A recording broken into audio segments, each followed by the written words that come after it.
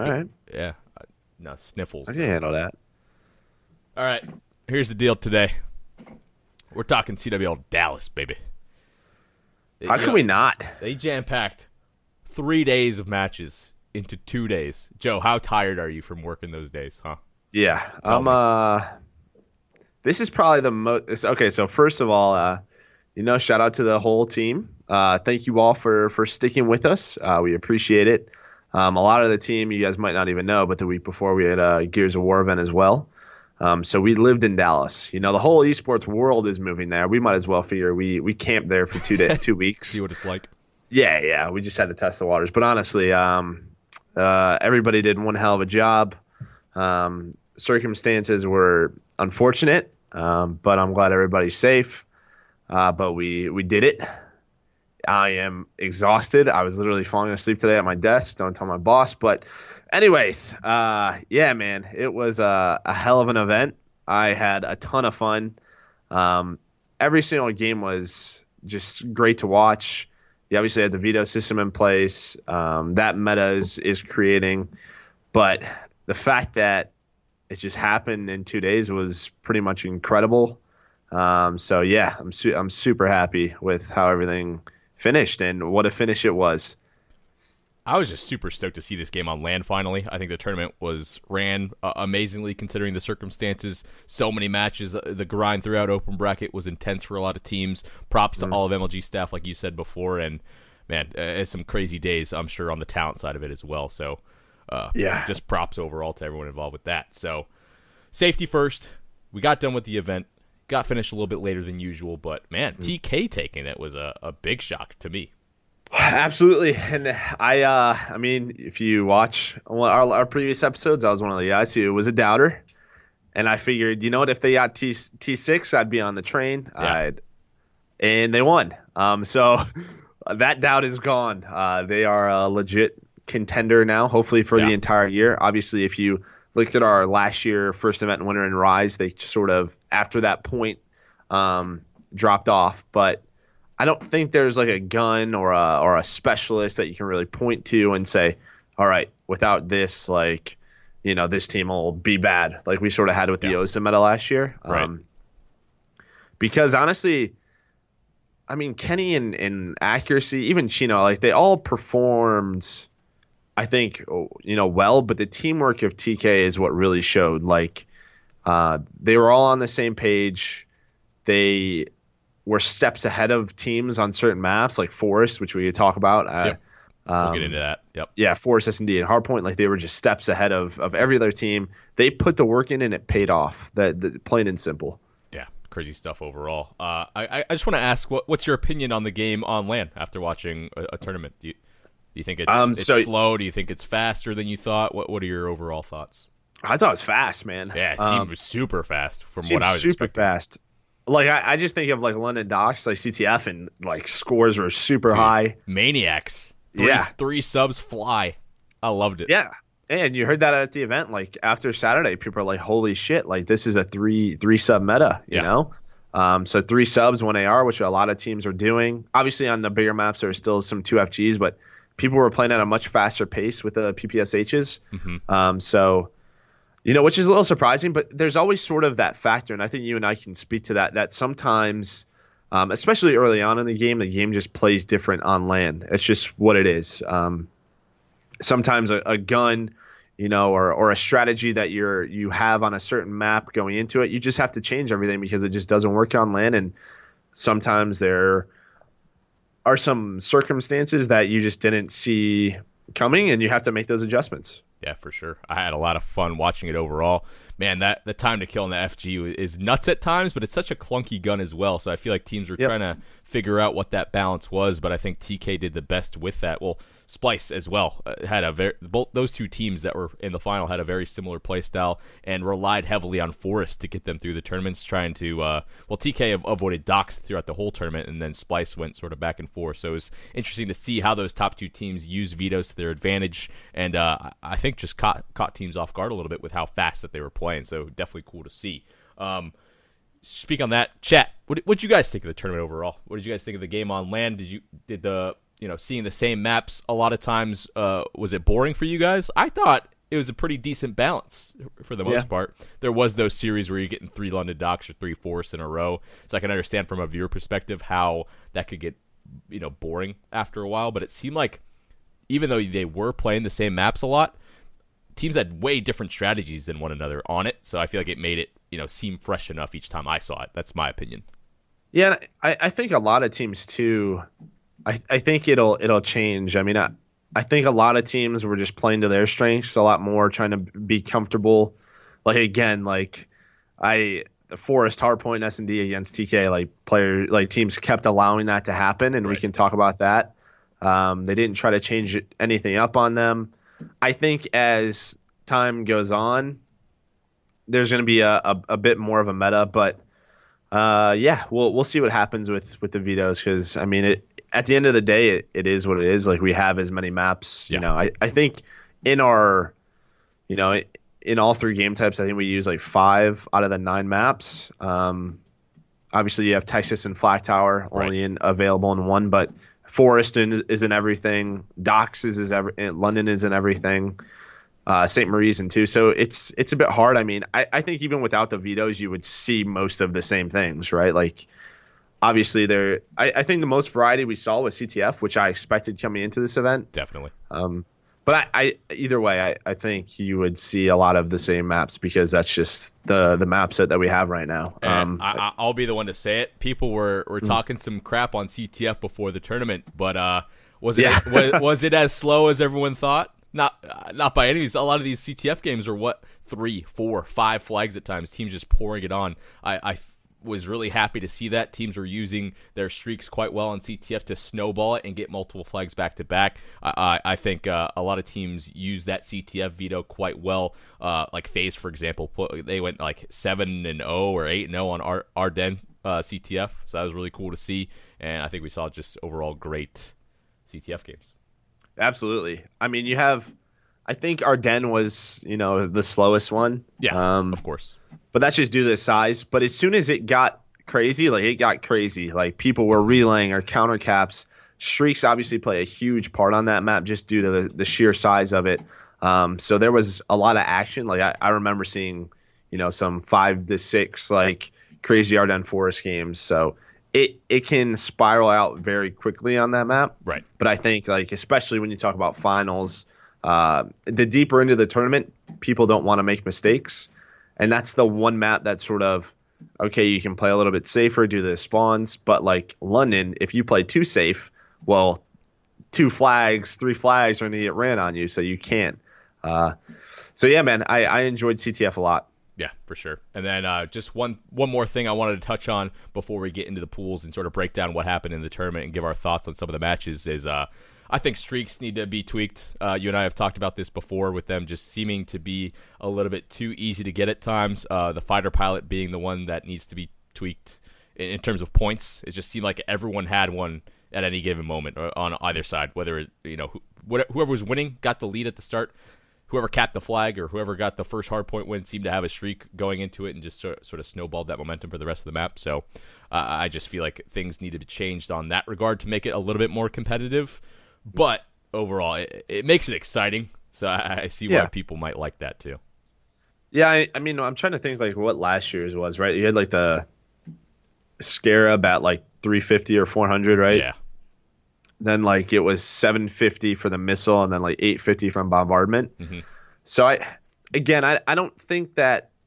Again, I think in a pub player's hands with the fighter pilot, they don't always get 3 to 4 kills, right? Because it does require some aim, and I don't think they're always going to choose the right flight path, because you do have to pick that. There is a meta in that sense. A lot of the 3 to 4 pieces are spawn kills, or they're breaking hills. Pro players know where these guys are setting up. And they know the pass to fly it. Glide bomb, I don't think had a huge impact. I think glide bomb that's 650. Yeah. I think fighter pilot, I would love to see at 750, maybe 800. Because artillery is 850, right? And yeah, I mean it has its purpose. But Glide Bomb's good for one or two. But yeah, I don't think Glide Bomb really needs to be touched, but definitely Fighter Pilot. Completely agree. All right. Now that we've touched on some of the stuff, precursor before we get into these pools, we'll throw this up here and go from pool to pool, talk about some of the open bracket teams that made it into pools and sort of go from there. So surprising stuff overall, coming from the open bracket. And, a couple teams that we expected made it in as well. So throw up the graphic right there. Joe, what was your most exciting pool for you? Most exciting had to have been Pool D for me. Yeah. Obviously, just the 5 teams that were in it: Splice, United, FaZe, EG, Ghost Gaming. Really, only disappointment there was Ghost. I'm sure we'll get to that. I think the Echo Fox one was also pretty entertaining, but the other ones went as planned. But yeah, so the 4 teams: Echo Fox, FaZe, Next Threat, Allegiance. Just diving in deeper in those, I think the 2 we thought, like Echo Fox and FaZe, those were just easier guesses. Yeah. Some teams that didn't make it, like Lightning Pandas, they obviously lost to Next Threat. Like that was twice, actually, because they actually played in bracket as well. That was a bit surprising. Allegiance was one of those teams. That's what we talked about. They've done it before, but it seems like every time they get to the pools, they don't know how to, A, close out games, and B, it just seems like the talent isn't there. They just can't keep up with these guys.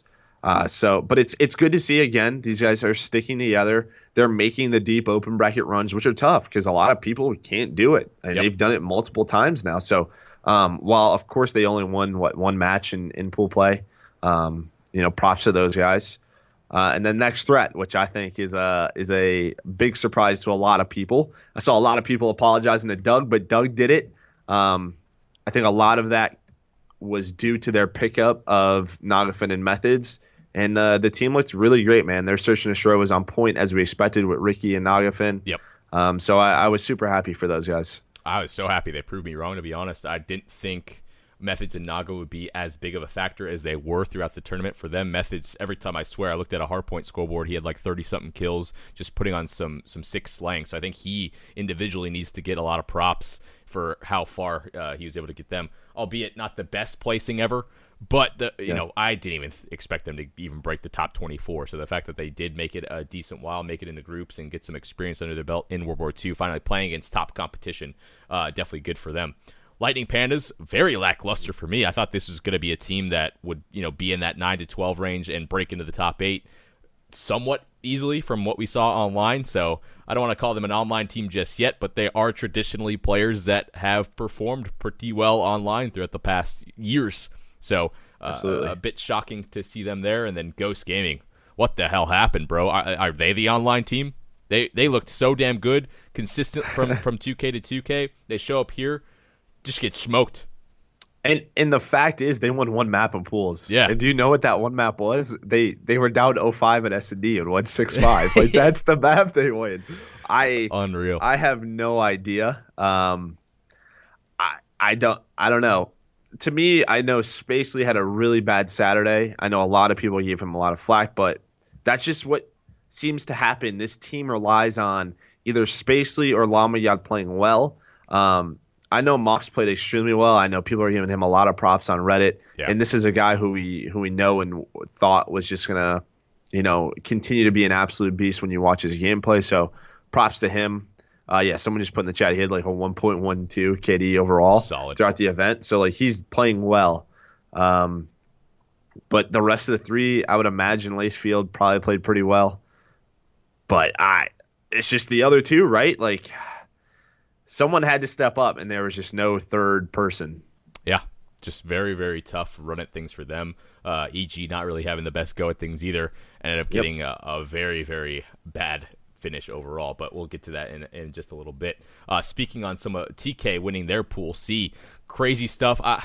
They got kind of blessed, man, especially when the delay happened. They were mid-series. They were literally about to lose a 4th map hardpoint to, I believe it was Red Reserve, and basically got to replay that map and ended up winning it. So you give them props because they handled business, due to the circumstances, but whatever it was, things were on TK's side throughout the weekend. It ended up, working out for them, and then complete props that they're able to run with that momentum and take the championship. Really cool to see them do that, but definitely swung things in their favor for sure in pools, allowing them to gain momentum. Well, the thing is, right, if they get second, they play Optic round 1, yeah. and that's like a huge test. So, yeah, it's a very unfortunate situation. Sometimes there's other things that just get in the way, and it does suck, but they still bounce back. They got second in their pools. Yeah. But, yeah, it's very crazy. It's crazy to think about if something goes the other way. Yeah, I mean – Josh just DM'd me. He says, do you think the tournament would have been different for TK if they finished second in our group and played Optic round 1? I guess we go to that question now. I don't know, because they handled business playing Optic. They did. And I don't think that the maps would have changed at all. Again, I think you would have probably seen Forest Hardpoint and Forest S&D again. Maybe in Forest CTF. I don't know. Forest is that's where TK lives. That's what I said on broadcast. I don't know. That's their home. Yeah. So very good at it. Yeah, I think they probably. I don't know, man. That's so tough to say. You never know. What did Optic and Red go? It was a 3-1. 3-1. Yeah, Red took Hardpoint. Optic took next 3. So yeah, who knows, man? It's a great question. Yeah. It could have definitely gone differently, and then or TK goes to losers. Yeah. Who knows? Again, if Optic typically has troubles, it's typically in the first or second rounds of winners. After that, they typically handle their business and win tournaments. Could TK actually have made that losers bracket run? Again, what we watched, their team put together, probably like they just seemed on point. Like they seemed to understand the game more than any other team. And you can tell that's why they're champions. So I think they could have handled, Optic in round 1, but that is a great question. Yeah, for sure. Just no one can really control those circumstances. Regardless, TK handled. I don't want to take anything away from him. That's the whole point of this. But man, it's some crazy stuff, and momentum is a huge thing in anything competitive. TK ran away with it, and sure enough, won the tournaments. Just speaking on some of the other teams scattered throughout the pool play, I thought Ground Zero looked pretty damn good. Studdy and Haggy looked right in their comfort zone, back on boots, on land. Some somewhat inconsistent performances from the S&D kids on their team. But hey, I think that's a great first showing for them. Just throwing up the final finishes there, 9 through 12 for a team like that. I'm happy with that, to be honest. Yeah, I mean, they lose 3-0 to Ground Zero or to Splice. Then they go to losers, and do they beat a team or do they lose right away? I think they lose to Envy right away. I think they lost to Envy right away. But I mean, yeah, it was a great showing. They survived pools, which I think was big for them. I would have liked them to at least win one. As soon as they got the bracket, they lost to two teams. The Envy match was super close. I know, again, it was like sort of the same thing. I think when it was like 2-2 in their series, there was that other incident Sunday, so they had to pick up Game 5 just right off the break, which, again, it sucks, but it is what it is. So, I mean, I don't know, because that Game 5 loss to Envy, honestly, I think you have it written down here, but Envy's another team. I was expecting more from them. Yeah. I mean, they still finished 7th, 8th, but I was expecting more, especially in pool play. I thought they were going to get out. But yeah, in Ground Zero, I think they were pretty good. Yeah, speaking on Envy a little bit, it just seems like Classic and Hook were just kind of average. And if I had to pick two people that I thought would maybe step up a little bit more on a LAN setting with all this stuff on the line, it'd probably be those two players. Temp and Slash are going to be consistent with just sort of their play style.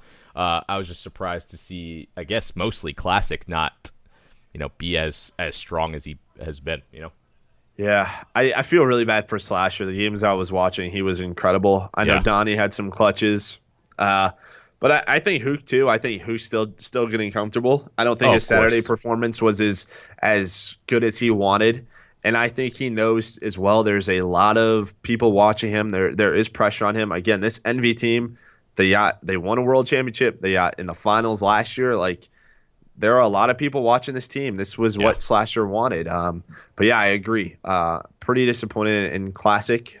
He's a guy who you and I have both talked up time and time again, but is the switch to boots, is that really affecting it's him? A little early to say, but man, it looked a little bit rough in this first Yeah, one. because that's the thing. Like Hook, you have sort of have not an excuse, but you could say like this guy's still transitioning. Of Like course. just give it time. As long as they make pro league, like they're gonna continue. He's gonna continue to get better, Right. and just get into that motion again, that Call of Duty movement. And Classic, on the other hand, kind of worries me. Yeah. Other than that, pools went pretty much as expected, to be quite honest, from some of our predictions. I guess the big shocker was Echo Fox making it and taking second in that pool, so it was cool for them to really step it up and see what they can do. And then before we move on to the actual bracket, talking about FaZe, man, what a grueling open bracket that not only them but several other teams had to make it to, but they had the longest run and ended up getting top 4. Absolutely crazy stuff from them. I'm glad they proved me wrong. I knew they'd. Yep. I honestly, before this event, thought they'd be in the 9 to 12 range. So the fact that they proved me wrong so far, it really brought it together. And dude, how stoked were you for Reap? What an event! I was pumped. Oh, I mean, the retirement home, well. baby. Oh, Yeah, baby. dude. He was absolutely shredding with an AR. It was so cool for him to see. I feel like he brings a good amount of leadership, but it's not like an overpowering leadership. I feel like all 4 guys on these teams, have their input at any given moment. They're a really well-balanced team. Priest still looked really good with the AR as well. So I wasn't really sure who was going to step up and be that consistent second or possibly third AR, but the fact that Reap and Priesta, 2 people not traditionally strong AR players or just AR players in general, proved me wrong. Strong ARs, they did so damn well, and their CTF, absolutely beautiful to watch. Well, I think what helps, and we talked about it, if the land meta goes more SMGs, I think that helps this team. Oh, of right? course. Like, Attach and Zuma are like, yes, let's Yeah. get it. Like, I Uh-huh. am so happy right now. Even if they have to go to 3, and Priest has to pull one out. I mean, that's what he sort of, his aggressiveness last year and his ability with that submachine gun was what propelled him to get onto this roster. So, heck, that's I mean, I don't really know what to say. You even said you would predict them 9 through 12. I think that's a lot higher than what most people predicted them. Oh, for Tyler. sure. Like most people didn't even think they were going to get out of open. Yep. So I think even your prediction at 9 through 12 wasn't a horrible one. I Generous. probably would have put them in. Again, I just think them getting out of open was a huge momentum shift. And you heard them talking about it, playing more games, and this is what we talked about early on in a tournament just helps out. And then they go into a very tough pool in Pool D. They almost get out. They lose some very close games. I think that helps them mature more and more. So, again, I think just the way that the tournament was almost sort of ran, like how quickly they just had to play all of their matches, it probably ended up helping them out in the long run. Oh, for sure. And to show such consistency from game type to game type. Their search is really good. CTF, obviously, didn't have any issues on that. Really, really awesome performance from them. So, yeah, I think that's it for pools. I guess the last team we didn't really touch on too much that made it out, I guess, in Pool D was E United. Pretty solid performance from them. But let's talk about them as we move into the bracket. Let's throw up this graphic here. Okay. Bang. All right, so out of pools, we see Optic Gaming, Red Reserve, Ground Zero, Splice, TK, Echo Fox, E United, Luminosity Gaming. Once again, shout out to COD Gamepedia for these nice graphics I stole from their Twitter account. Go give them a follow because I just straight ripped it off their profile. So yeah, let's talk about these winner round 1 matchups. Let's see, the Optic Red Reserve one was pretty straightforward. Optic Gaming lost a Hardpoint, which I guess is the most surprising there. Splice handles business. Splice, very, very impressive throughout the tournament, taking out Ground Zero in a quick 3-0 fashion. TK over Echo Fox and E United over LG, which I guess is the biggest shock here in the round 1s. Yeah, so I guess we'll start with Optic Red Reserve. If you watch that game, like I said going into this, either this was going to be a 3-0 or a game 5. Like I still do have a lot of respect for Red. I think that's a very quality E roster. They're still number 2 in EU. Again, the 4 guys on that team, they have what it takes to win. They just haven't put it all together yet. If you watched map 1, you saw Joe playing extremely well on that London Docks hardpoint, but you could tell by the second half of that game that Optic was heating up, and they almost made that comeback. And from that point on, it was just all Optic. It just felt like game, that was the first match of the day. Optic was still getting into the rhythm of things, and they propelled after that hardpoint. I mean, they just played so darn well, and you're like, all right, this is the Optic Gaming we know. From For Red Reserve, obviously a very tough matchup. I just think in terms of talent and slaying wise, I think Rated played pretty well. Yeah. Didn't really see the 0 we expected. Joe again was game one. I wasn't able to watch too much of Josh. I know Josh is in here, but I just didn't get to see too much of their gameplay. But again, I still think it was a pretty solid performance for them. Yeah, I was a little bit afraid for Optic losing that first hardpoint because their search throughout pools was horrendous, to be quite honest. So got a little bit scary. The fact that Optic was able to step up and close out those last 3 maps was pretty impressive in itself. Ground Zero, I think it's just versus Splice. It was just a mismatch, to be quite honest. Splice is on a mission this year, especially back on boots. This roster is going to be fantastic throughout the whole year, in my opinion. So there really wasn't much to talk about, in my opinion. The speed that Splice was playing at, we touched on it earlier, it's just it's hard for teams to handle. I think it just comes down to experience and just the veterans on the team. I think the more events that you get from Blastful and Ferocities, the better you'll see them. I was at the player meeting. I couldn't even tell you what they looked like, right? Dude, this is their first event. The fact that they were able to get to this point was great for them. And every match they play against these better teams, they'll learn and they'll make adjustments and they'll continue to get better and better. But I think Splice was just too much for them to handle. Yeah, for sure. And then speaking on the TK over Echo Fox, this is actually one series I didn't get a good look at, just being busy throughout the event and stuff like that. So do you have any highlights from this one? I'm trying to think. There are so many games. They're all just mashed into my head. So much to process. I believe this is the match that they played Gibraltar, and I think TK ended up winning it. And there was a pretty crazy spawn that I think helped TK out a lot. I'm trying to think. But anyways, I believe this is where we saw Gibraltar, and I think we saw TK win this one. Mm-hmm. And that just showed me that, again, TK was the well-rounded, the most prepared. They weren't afraid to play other games and other teams on their maps. I honestly couldn't tell you. Gotcha. Yeah, sorry. We're going to breeze over that one. Sorry, chat. We're going to move on. No, yeah, I know the Hardpoints were really close. Assault's in here. So there we go. 228 point Hardpoints, 6-5 S&D. Oh, wow. So super close series then. Crazy. Yeah, that's how it was. I remember the Gibraltar. That's the one thing that sticks out to me. I think I actually saw the ending of that one too. It's pretty crazy. Mm-hmm. So super close series. Damn, 3-1. Absolutely brutal.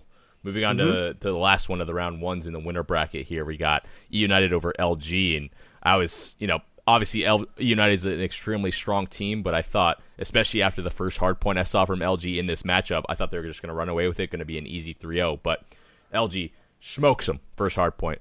And I was like, all right, well, this series is over. You look back, and sure enough, E United just clutches up and plays extremely well on the next 3 maps. Takes it somewhat comfortably. I rewatched the VOD today, and they just made it look somewhat easy in the next 3 maps. RCD's hitting some crazy snipes on Texas, making this ETF. I think they won it 5-2, 5-1, something like that on the docks. And then the last hard point, St. Marie, just handling business. I'm going to critique Clay. He's going to be the one I'm looking at on these hard points, running that third sub. And I'm going to be very critical of him. But I think he did quite well with it. Yeah. I mean, again, when you if you go back and watch E United CTF, he was the guy sneaking and pushing forward, always having the most deaths on his team. Just weird. He was trying to make so many plays, and again, we've touched on this. I don't know if that's because he thinks he has to do too much right now. I'm not exactly sure because I think, the first guy in for United is Pristini. But yeah, back to the match. You're right. I watched that Luminosity United game 1. I was like, all right, well, this is the Luminosity we expected. And then, I don't know, E United, I don't know if Luminosity was all right, we got this in the bag GG after game 1, but I have no idea what happened. They just where to go? Where to go? The switch, and E United won the game 3-1. So the Luminosity is a team we could talk about later because they obviously didn't go too deep in the losers bracket. But E United, a great showing from them. And again, when they get things going, it goes so well for E United. But Other times it doesn't. Yeah, for sure. So yeah, that's going to do it for the round 1 matchups, and then we moved on to the semis. Both of these were absolutely insane matches with Optic Splice and TK United going down to the wire. A very clutch map 5 from both Optic and TK to make it to the winners final, and holy crap, both of these series were just extremely fun to watch. Yeah, absolutely. I mean, Splice won games 1 and 3, right? Yeah. Like, didn't they like dominated them too, or they played them extremely well? Because I remember Splice won that London Dock CTF, and I was like, okay, wait a second, like what is going on here? They sort of gave Optic a taste of their own medicine, just very fast pace, high scoring London Dock CTF. But I mean, game 5, and I just remember one round, I think it was like 4-5 or 5-3. Splice have the lead. It's like a 2v2 or 3v2 situation for Splice, and Crim just absolutely dominates a gunfight against Vance. Yeah, he choked so hard, man. Yeah, I think it was a 2v2, and they had the bomb down. They needed everything they had to do, and Vance just over-challenged for 1 second, and Crim just made him pay. Is crazy. I still have no idea how Crim is able to win a gunfight like that, but regardless. And then speaking on the other side too, same sort of thing. TK hitting some crazy snipes through smoke on USS Texas just to get the advantage in a lot of rounds, and it was a lot of fun to see all the sniper plays that we saw throughout the weekend on Texas in specific, whether it's through smoke or just in general, just crazy shots.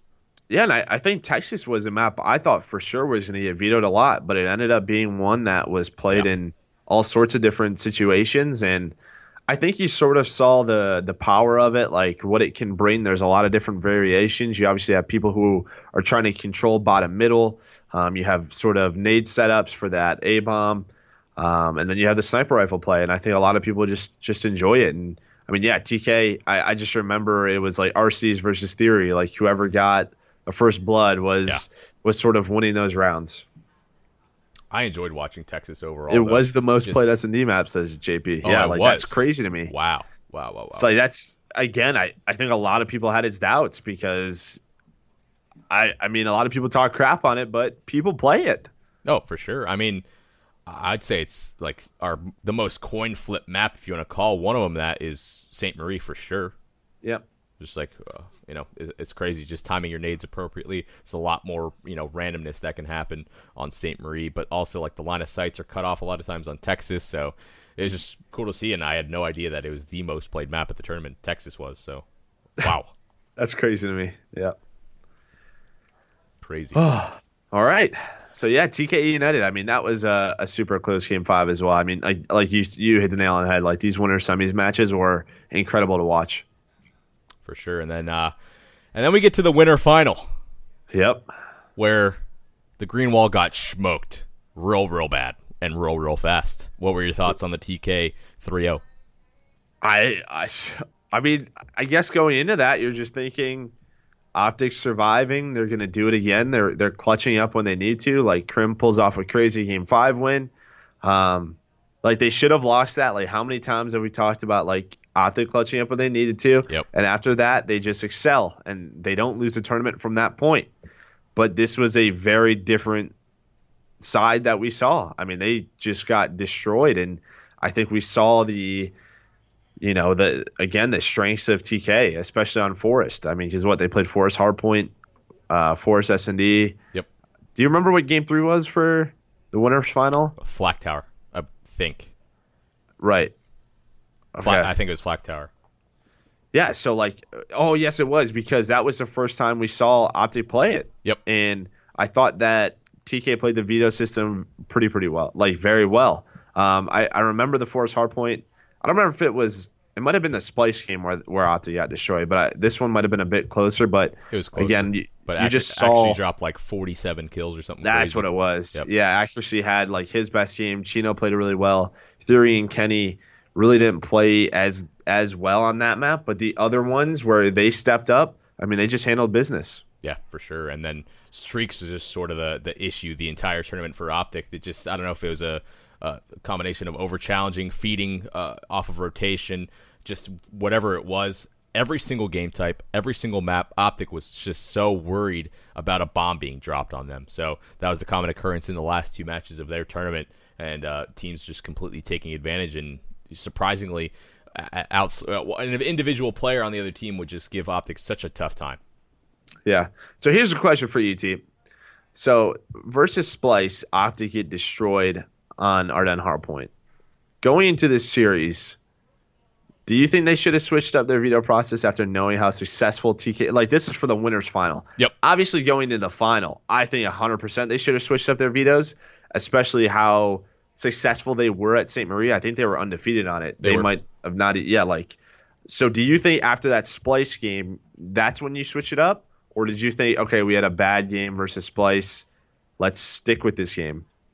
I didn't really mind sticking to the hard point because things, I feel like they would have figured things out on that regard. The flak tower, that's a bad decision because that's something you haven't played throughout the whole tournament at all. You got smoked from Splice. You know why? They're running 3 subs, right? It just the pace of the game was a completely another level. So on the hard point choice, I understand they wanted to keep playing the same maps that they were, had been playing the entire time. The flak pick, though, interesting to say the least.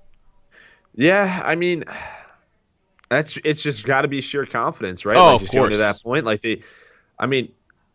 these guys are world champions. They've won all these events. They're looking at who they're playing in winners finals, a team that hasn't been there in a very long time. And let's say, all right, let's just play them gun on gun, because that's what really Flag Tower is you get those middle kills, you attack the base, you pick up those clutch kills, and you get the flag out. And TK just seemed a step ahead on that map. And that could have been because, Opti hadn't played it at all that tournament.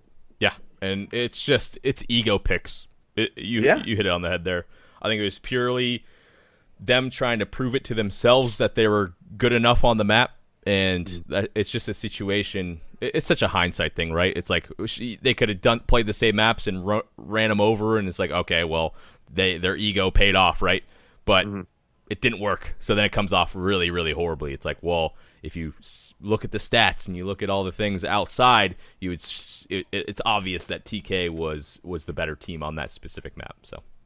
And I think if you just go back and watch that series, I think Krim had his worst series. They took turns having a rough one. Yeah, I think Formal played extremely well on the S&D because he was opening up a lot with the snipes. But I think it was it Krim and Karma who were just kind of not playing as well as they were. Maybe even Satu. I don't know. But I specifically remember Krim on that the Flag Tower CTF. So I don't know if he just wasn't comfortable because this is a guy coming into that round, the winners final, who was playing the best for them, and he just clutched up a super important round. The match before. So it was just an off series for him, which doesn't happen too often. Yeah, completely agree. All right, it's time for the loser bracket. It's a big one. Big old loser bracket. So yeah, these are somewhat updated. Obviously, FaZe was the team that ended up making it to the top 4, where they finally got taken out. But for the most part, this is complete open bracket from top 24 all the way over towards the top 4. Crazy stuff overall. And if you had to pick one team that surprised, or a couple of teams that surprised you the most in this loser bracket, who'd you pick? Let's see. I think Mind Freak's number 1. I think 100%. You 100% go out and say Mind Freak. I think again, Lightning Pandas 3-0 Ghost. That was a very big deal. That was a big win for Lightning Pandas. Obviously, they go on to lose the next threat, which I didn't think was going to happen because, again, Lightning Pandas lost the next threat in the best of 3. I was literally over at that station when they were about to set up for a game 5, and I think it was Exotic, and he was talking crap to Methods, and he's like, "You're screwed now. We have a best of 5." So I was like, "Oh shit! What's gonna happen now?" He's definitely right. It's very tough to beat a team twice in a tournament. It just really is. There's a lot of adjustments that can be made. So I think Next Threat played pretty well. There wasn't too many teams who went on runs like we typically see. Besides really Mind Freak, I think they beat Sinister, which is ex-Rogue. They beat EG in a game 5, which we could talk about that a little bit. Yeah, and then they beat Epsilon, and then they almost beat Echo Fox. That went to a game 5, which I think they should have beat Echo Fox as well. I remember watching that. I think it was 5-2, in game 5. I think it was St. Marie, I think. And they ended Echo Fox came back and won. So crazy. They could have been top 8. I mean, Mind Freak went on a run after a horrendous Saturday, a very bad Saturday. They just showed up on Sunday. It was just like a completely different game for them. It's cool to see, and the fact that they probably should have, gotten to that top 8 spot is very, very impressive. Definitely proved both of us wrong because our predictions for them going into this one was probably around that top 24, top 20 range. So they break in, they get to the 9 through 12, kind of choke that match versus Echo Fox. Cool to see the Australians stepping it up. Other than that, Envy just, I guess the one thing you can talk about on the Envy side is, clutch game 5s. They had a lot of them throughout the tournament. Beat Next Threat in a game 5, Ground Zero in a game 5, and multiple situations where they had to clutch up. They did it, so that's a saving grace for them. Yeah, absolutely. I mean, I remember, like, I was around the side station when they were talking to one another, and it's like, dude, like, we're getting so many kills and hard points, but we're not winning them. Like, something is wrong. So I'm not sure exactly what was happening, if people just weren't playing around the objective, because I remember watching a lot of games this weekend, Tyler, where, people were running around with 2 or 3 subs, and they were just nading and trying to flood hills and just trying to contest as much as possible. And it seemed like Envy was almost trying to do the opposite, where they were setting up, getting a ton of kills, and that was happening to them. Like, they were losing games they shouldn't have. Right. So maybe just some adjustments to make there. But, all right, Tyler, the one thing we haven't touched on yet, Evil Geniuses, top 20. Sheesh. They go up 2-0 against Mind Freak. And this could have been their run. Like, if they beat Mind Freak, then they play Epsilon, who they probably beat, and then they play Echo Fox. And remember, like, Mind Freak went game 5 with Echo Fox. Like, then they could have beat them. Like, then they could have played Luminosity, who Echo Fox 3-0'd. Like, this was EG's opportunity. Those losers round 2 and 3, Mind Freak and Epsilon, it could have been them on that Sunday making an incredible run. Instead, they get reverse swept 6-0'd game 5. Yep.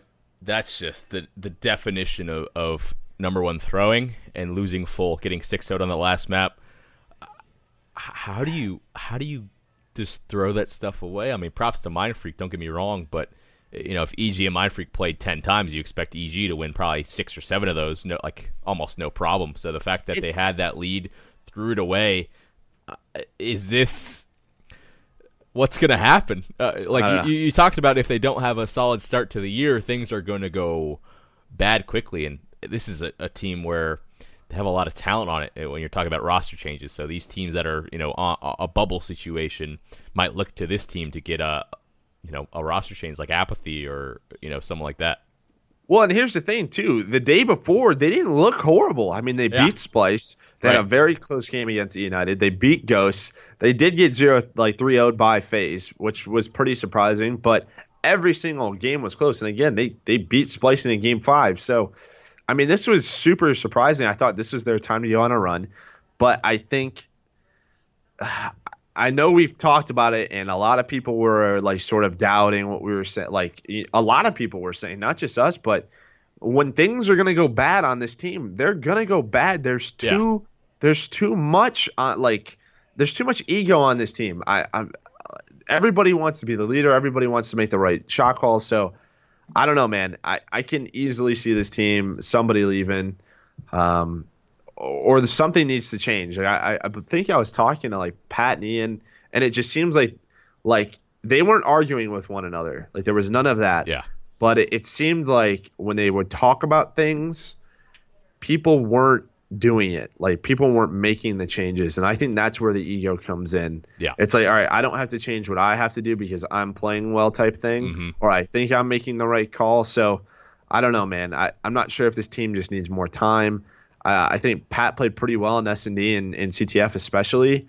I think Hardpoint is really where they struggled, and you wouldn't think that because this team has a lot of slaying power. I thought if this team was going to struggle, it was going to be Search and Destroy. Yeah. And they obviously did lose some game 5s, but I thought their slaying power would help propel them enough, especially in Hardpoints. Definitely. But you saw the teams that had a lot of success here at Dallas where they play at a high momentum, and but besides Apathy, who else on this team plays fast? Yeah. They don't really have anyone else. Yeah. That was the thing.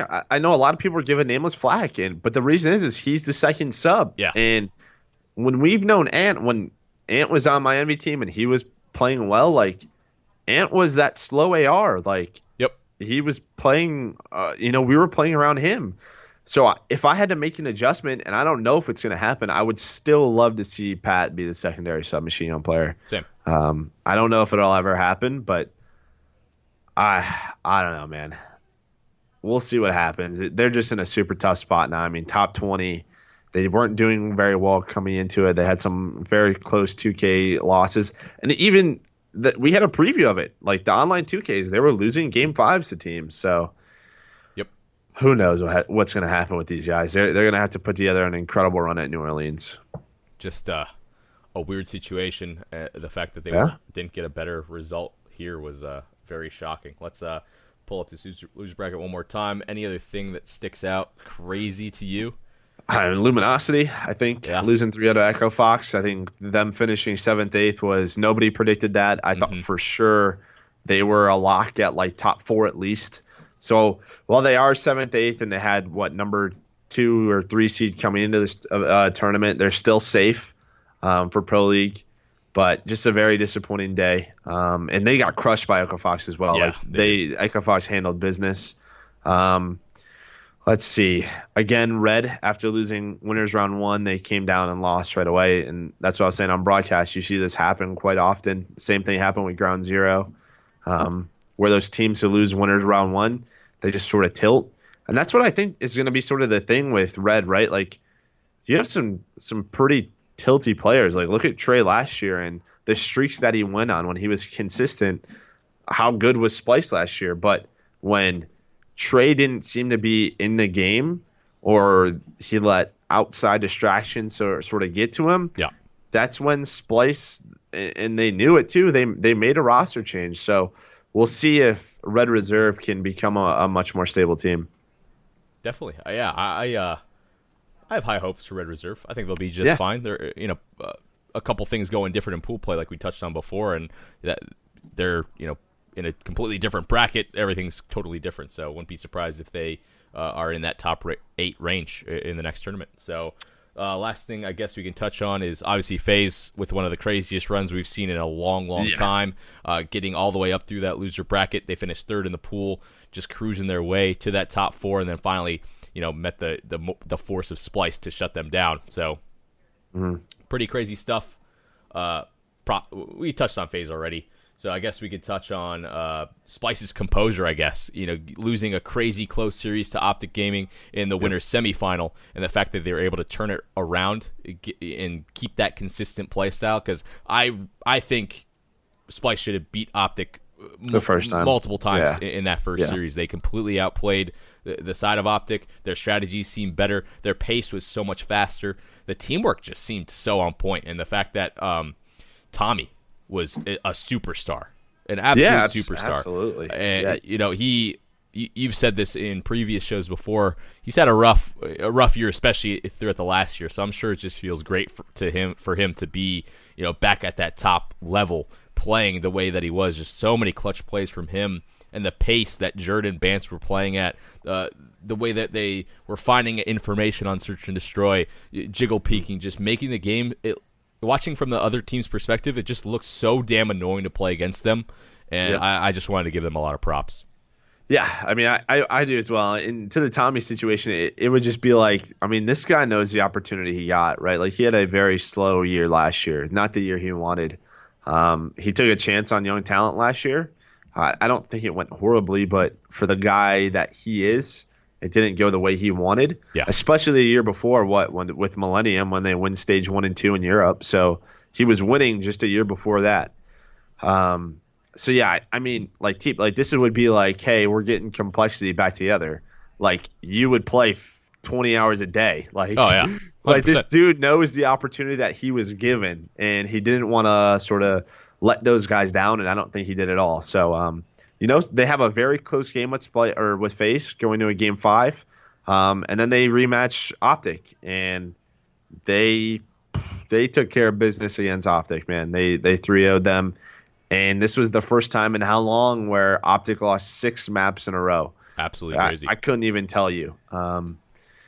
And I think there was like a recon, like the last recon episode. It's just like you heard the players talk about it, like they don't really know what happened. Something just turned off.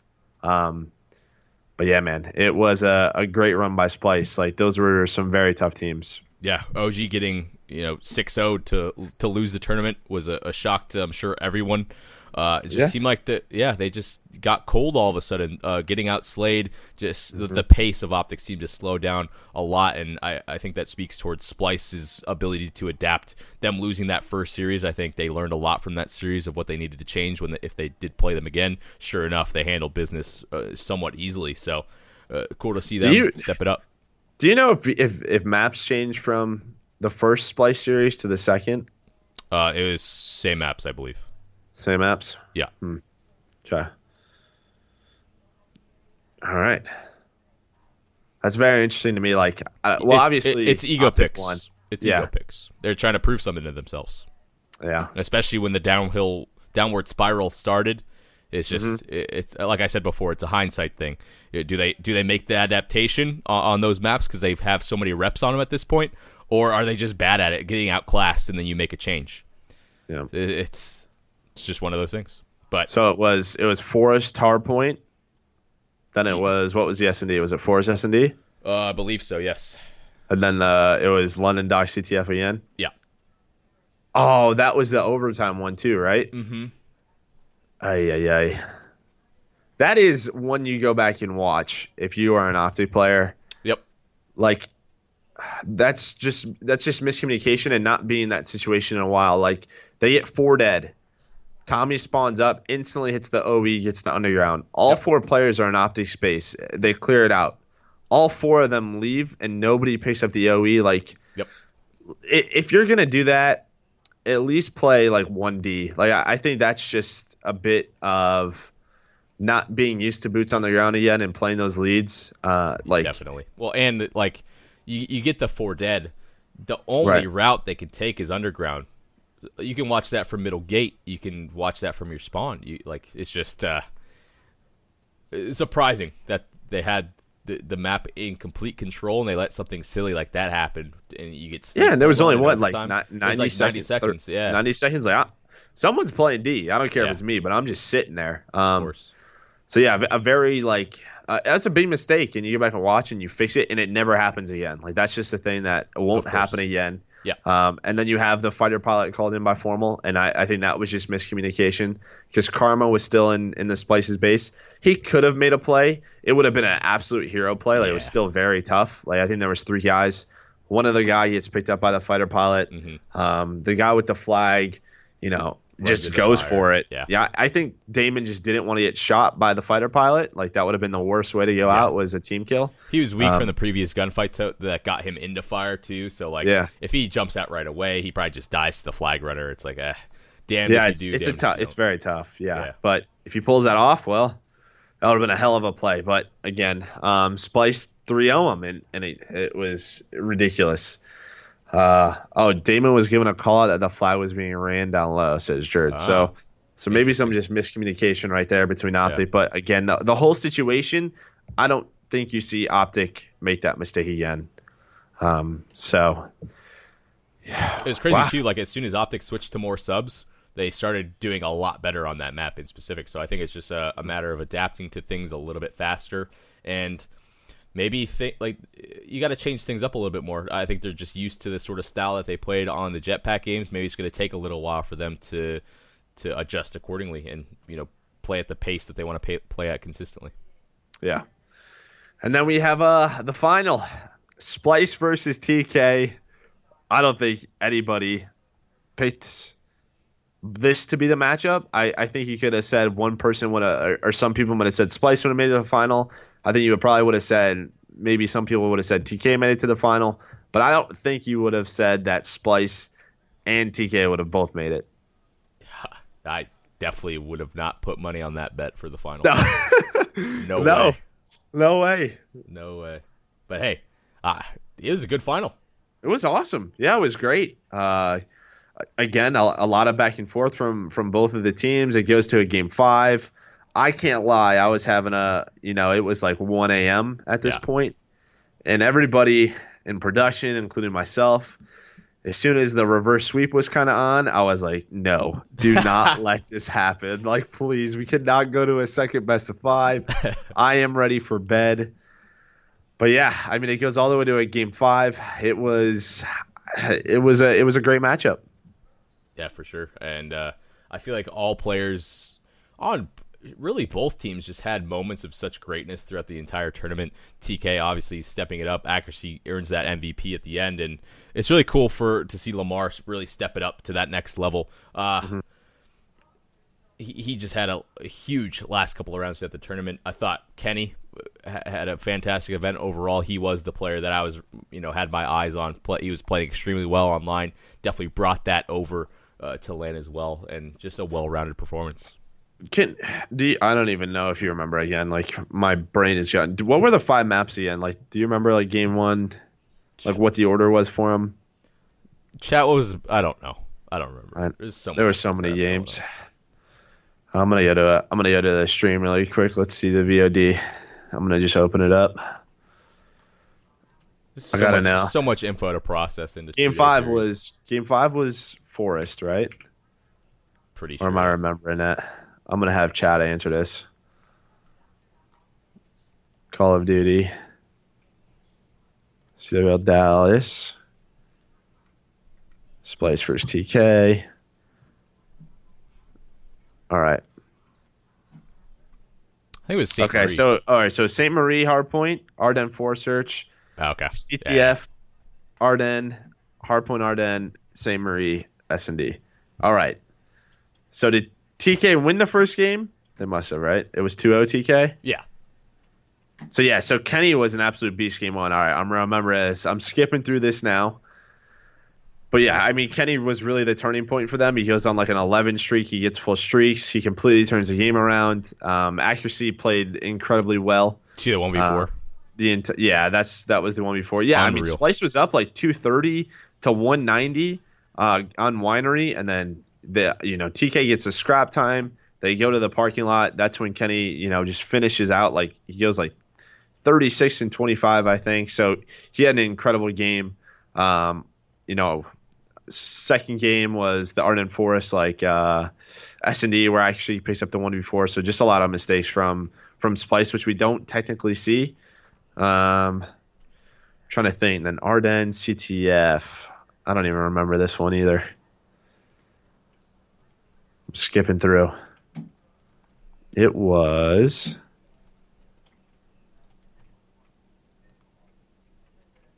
Oh, this was like the last minute cap. It was a really slow game, and then I think Splice gets like the last minute fly cap. So that's what I remember on that one. Yep, it was 1-0.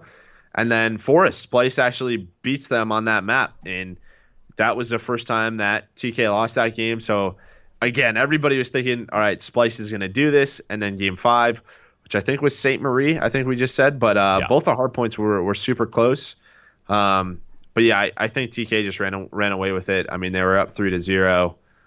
Splice started to make a comeback. He got to like 4-3, and then TK just took care of business the next 2 rounds. So again, TK playing extremely well. I think Kenny performed probably the best for TK on the Hardpoints, but accuracy was super clutch in the S&Ds when they needed him.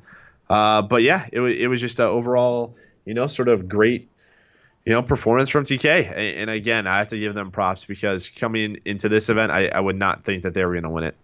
Oh, for sure. And then I feel like Theory is the perfect,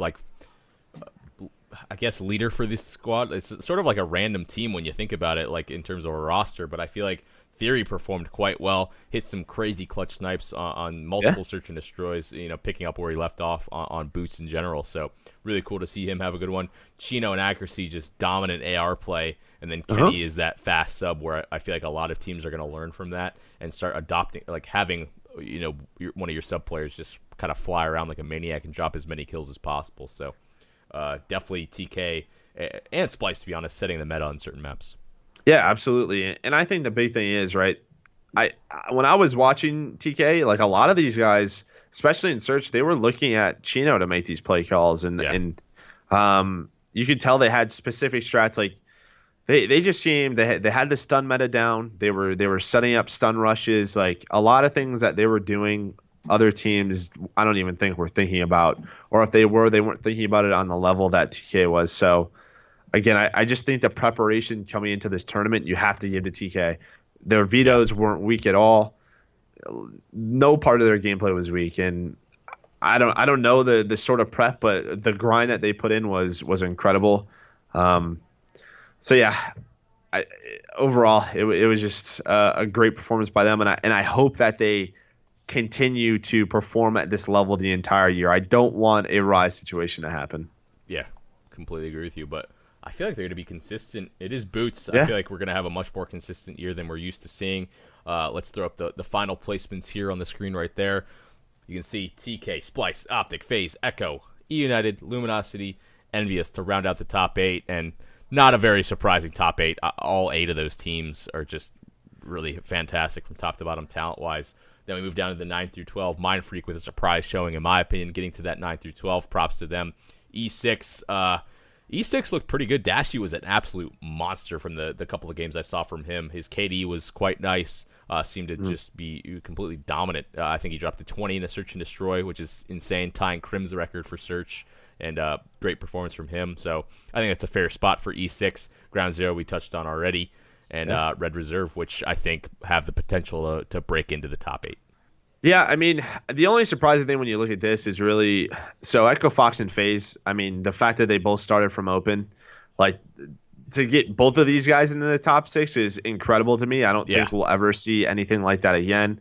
9 through 12, Mind Freak, I think that's a great showing from them. Rise was a surprising one for me. I thought they were a team that was going to do a lot more, and they just didn't. I'm not too sure what the issue was, but they just couldn't put it all together. I mean, I thought they were for sure going to get it out of their pool, and they didn't. They got beat by TK and Red Reserve. So I don't know, man. It's tough to see. I think you could sort of give the same excuse that we give Hugh to TJ, that they're still getting this roster together. But I would have liked to see them make a bit more of a losers run. I mean, they lost to E6. Dashi obviously had 20 kills, but I think that's a roster that a lot of people still have to keep their eyes on. But besides that, man, I think everything went pretty well. Obviously, you have Next Threat sneaking into the top 16, Unilad, which we always talk has the potential to play well. So, yeah, I mean, it was a great event overall. And really, besides a few surprising things, I think a lot of people, thought, a lot of these placings were going to come true.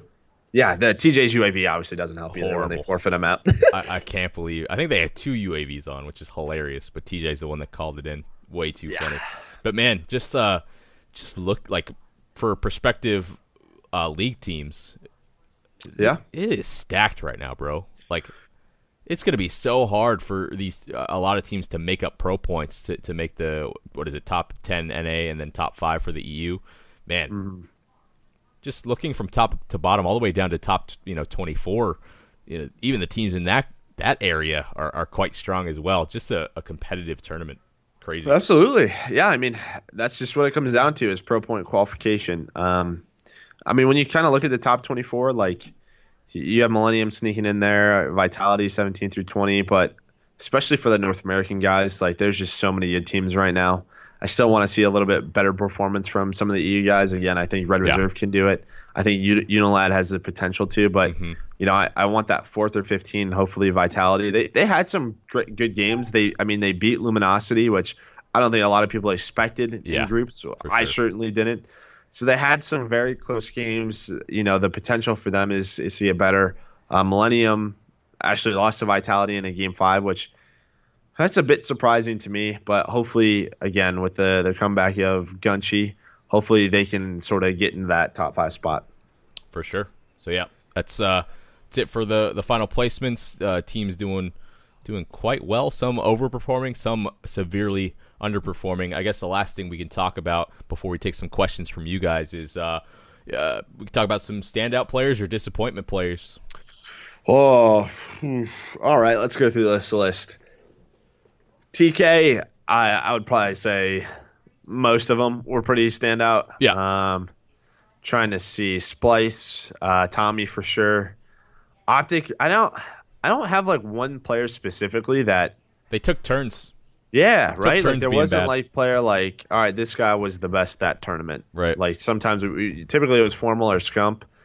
Champs, was Crim at points. So yeah, I don't. I just think it's a disappointing. It's disappointing for like it's crazy to think about. Like if anybody else but Optic gets third, like you say, all right, that's a great tournament. Like Yeah. they played solid, but Right. just with these four, and I think of the expectations coming into the tournament after winning 3 out of 4, they believe they should have won all 4 of the 2Ks. Yeah. Not what you expected at all, just from the guys on these rosters. Yeah, you're right. Like it did feel like they were just switching off. There wasn't that standout player. Like the only thing that really stands out to me is like the clutch plays from Cram and S&D, Definitely. Formal Sniper. But yeah, it's weird when obviously they're not winning. FaZe, I think they all played well to get this performance, but I think replays. Reap's a beast, bro. Yeah, I mean Reap's he a played beast, extremely bro. well. He just seems in control. Like they seem to be on point. Obviously their CTF was perfect. So Echo Fox, I think Gunless and Saints played really really well, and it's weird because they use Gunless and Saints to. That's why they like playing Gibraltar, because it allows Gunless and Saints to roam the map a lot more when they get set up, and I think that's just what they love to do. So I think those two played pretty well. For sure. Gunless surprised me. I knew he was going to be good, but I thought he'd have some sort of a drop-off going from jetpacks over towards boots, but he proved me wrong. He had multiple games with a sub where he's just absolutely shredding. I think him and Saints tandem, like you said, is going to work out very, very well throughout the rest of the year, and I feel like Vicento seemed like he was doing pretty damn good with an AR as well, along with Assault. So well-rounded roster. We knew they were going to do well. We weren't sure how well they were going to do, but top 6, I think that's a great finish for them. Yeah, absolutely. E United, I think RC's played pretty well as a main AR, and really the main sniper. He had some great shots with that. I mean, I think Clay stats-wise, previously probably wasn't his best performance stats wise, but yeah, what he was trying to do for this team, he was trying to do a lot. When they were playing well, the Twins were playing well, and that is sort of been the key to United success. I mean, if the Twins do good, they do good. So for sure, as soon as their gameplay starts to drop off, because obviously their pressure allows Clay and Silly to perform even better. So. I'd like to see them sort of step it up in those closer games. LG, I didn't watch too much of. I'm not sure if you did. It was very really weird. I really didn't. Didn't really get a chance to. They were just like handling business, and then all of a sudden they lost 2 games in a row. Right. You got knocked out real quick. I'll have to go back and watch the VODs. Yeah, definitely. Envy Slasher was just clear standout. Really yeah. Temp was pretty damn solid with a sub too. His roaming was really solid. Yeah. But yeah, I think that's about it for me. I mean, we could go on forever.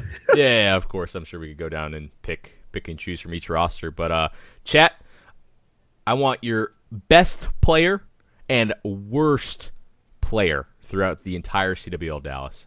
Go. Wow. Go. We're putting people on blast and praising them at the same damn time. And we'll do some questions, too, once you guys are done answering that.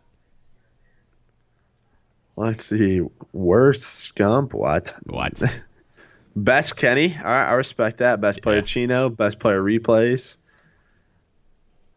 Spacely worst. Yeah, a lot of Spaceleys. Yeah, it sucks, Ghost, man, because Ghost was just having a rough one. Yeah, I think that's a team I just got a feeling that team will make a roster change. I think that's I don't know, man. That just seems very disappointing for all the resources that they put into this. Like they've literally had everything they could ever ask for. Yeah. Yeah, a lot of Kenny's, Slasher, Tommy, Replays. Reap's getting some love, baby. I love it. I love it so much. Thanks, Phil. Yep, absolutely. Yeah, Phil. Dashy the Goat. Yeah, I'm excited to see that E6 roster. I think with a bit more experience and putting it all together, that team can be very tough to beat. Alrighty.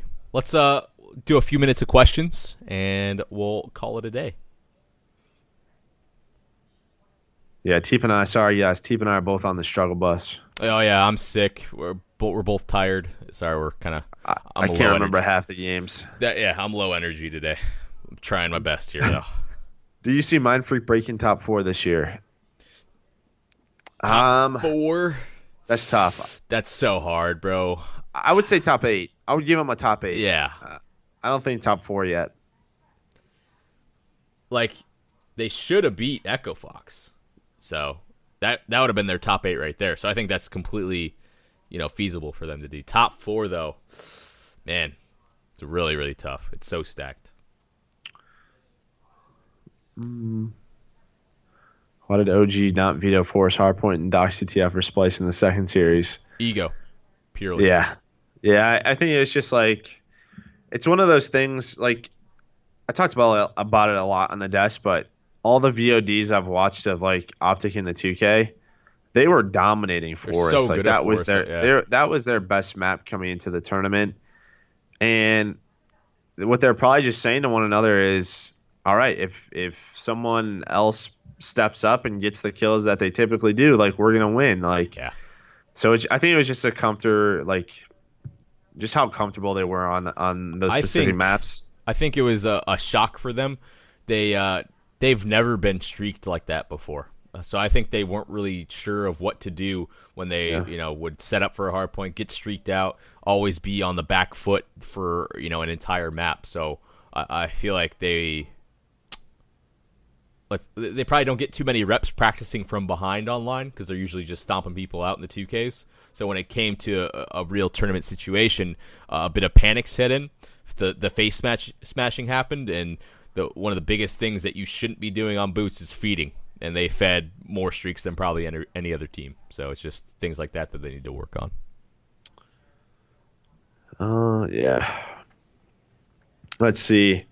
More. I mean, I see a lot of people asking about maps. I mean, like, the fact of the matter is, again, even without vetoes, I still think you'd see a lot of the same maps being played. There's just not that many maps. Yeah. Again, there's only 9 in this game. 10 if you count quarantine or whatever it's called. I don't think Aachen plays pretty well. No. We obviously can't play Gustav, so we're already down the last 2. The one beta map with all the bunkers. What the heck is it? I can't think of the name of it. And then there's one more as well. So I think the maps we have right now, I don't think we can implement any more. I think potentially we could see like Gibraltar S&D. I know a lot of people are like, well, now that we don't have FMJ banned, we can see Gibraltar come back. Flak Tower S&D, I mean, potentially, but that might play well. Potentially, right? I don't know. I'd have to see the bombs. I couldn't even tell you. Yeah, I couldn't tell you either. No idea. Flak Hardpoint? I don't think so. I don't know. Probably not. Point to Hawk. Yeah, no, I don't think. No. Point to Hawk would play pretty well. So yeah, we'll just have to wait and see. We'll see what happens.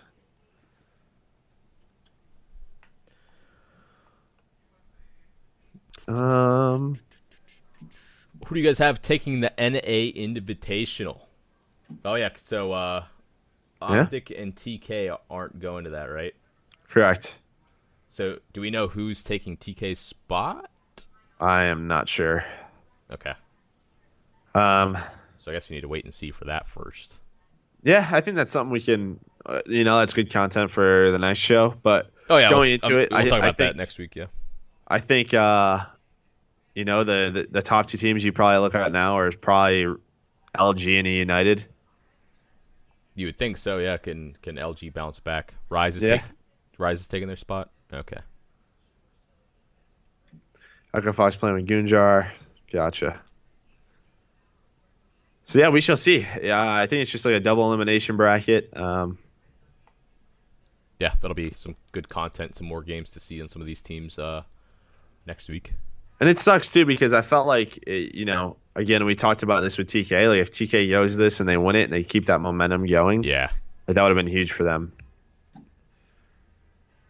definitely. Woody really wants us to discuss Era.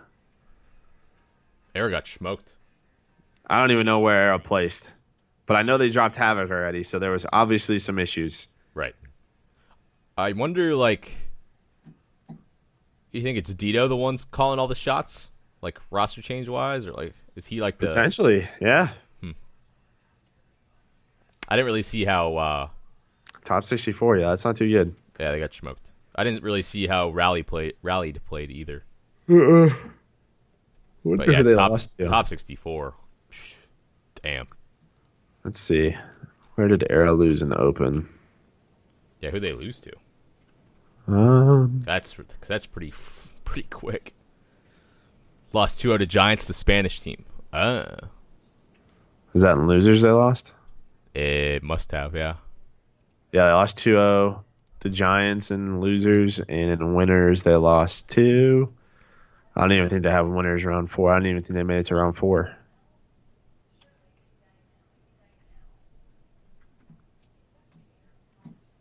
Nope, they didn't.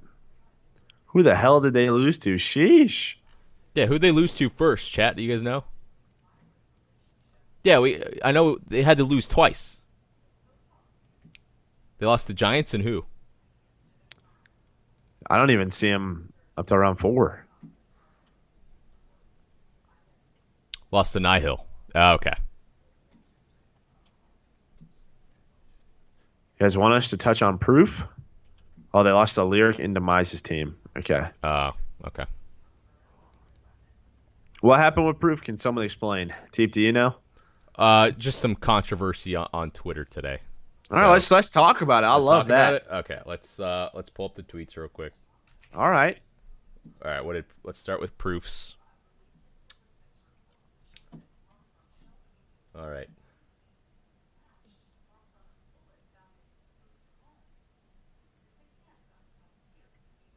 Okay. So it started off with proof saying, "Can we make a black list of kids that go hard in GBs and just make sure they never go pro?" Laughing emoji. Crying laughing emoji. So he's saying, like, why do these kids go so hard in GB matches? All right, so I imagine he's probably joking or being a little sarcastic with like a little truth in there. Like, he's probably mad that these GB guys are playing when he just wants to earn his points, and it is what it is. From my point of view, when I was, when I was an amateur I wanted to play pros as much as possible. So I think that's sort of the point of the pro point ladder. It's that you can play anyone, and it gives you the opportunity to play against better people than you. So yeah, it's obviously very controversial because pro players just want to earn their GB points, get on with the day. Yeah. Or there's other kids who want to continue to get better. What are my thoughts? Let me think that's about it for a second. It's like, it's not the player's fault. Like, yeah, I guess the argument would be, should the quote unquote pros be having to play against the lesser players? I guess is the higher argument. But in this topic, proof isn't one of those. So if another player made this claim, I think it holds more weight. Yeah, I mean that's or tough he, too, or right? he was just joking, 64. or he was just joking, and he was just like was fucking tired this day and didn't feel like going dumb hard into GB. Yeah. So I think people are taking it a little bit too serious. I don't know, but if that's the higher level argument, I guess. Yeah, it is what it is. I don't know. If you want to go dumb hard in GBs, go dumb hard in GBs. Yeah, if you don't, then don't. I don't care. It doesn't matter. At the end of the day, you got to get some motherfucking pro points. Yeah, kids want to play their idols, man. That's just what it is. You know, like my only thing I'll say is like don't blame the blame the players. I guess if they want to try, then try. Whatever. Yeah. But yeah, basically, other people chimed in and it made it a little drama happen, and like Jack got involved. people saying like they didn't like the tweet, but it seemed like I don't know. I don't really care that much. It's not a big deal. It's just Twitter. I think kids want to play. Kids want to play, and make a point to like. I'm sure the same shit happens to Teep and I. Like, yeah, if I get into a ranked play game, like kids are gonna go hard. Like, I was playing ranked play today, and people are freaking talking crap to me, and I was like, okay, nice work and whatnot. Nice, so, dude. Is what it is. People wanna get on the radar, and GBs is an avenue to do it. That's just what it is. Yeah. All right, I'm dead. Yeah. All right. Good show. Sorry we're low energy. It was just a long weekend. Like I said, I've had a fever all day trying to be as entertaining as possible for you guys. But we got the show done. We're going to have another one next week. It's probably talking about the event that's going on with the Invitational. So we'll have some more stuff to go over, some more insight on these teams on land once again, which is pretty cool to see. I know a lot of you guys feel a certain way about the event itself and how fair it is, quote unquote. But we're not going to talk about that. We're just going to talk about the content, and that's the gameplay. That's what we're here to do, and that's what a Hardpoints is all about. Let's all stay positive. We all love Call of Duty, and the more Call of Duty that we can watch together and talk about, the better. Right, chat? Okay, cool. I'm glad we agree. Thanks, chat. Chat, we love you. I'm going to run a quick ad break.